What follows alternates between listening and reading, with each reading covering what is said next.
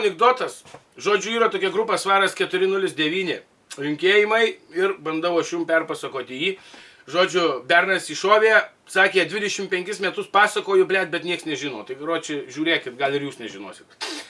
Šeima gyvena, nuosavas namas, karoči, invalidų tik tais. Visi invalidai, mama, tėvas, 2 broliai, mažiukai.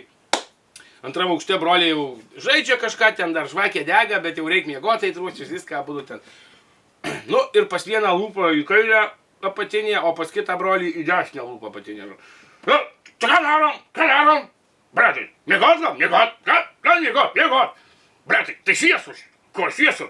Ką darom? Tai užpūs, blė, žvakė, ai. Tai tau užpūs, ten. Pizė, neužsipučia. Blė, ką darom?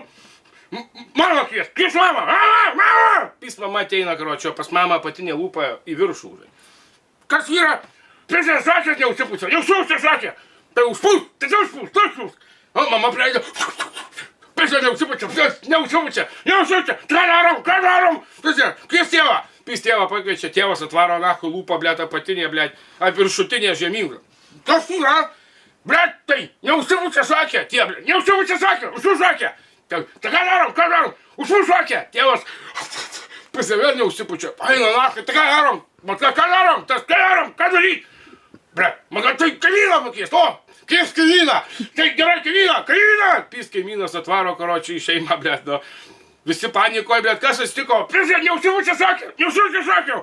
Man užžvakė reikia. Tėvas irgi, žvakė neužpučia. Kaimynas pažiūrėjo, blėt, į tą žvakę.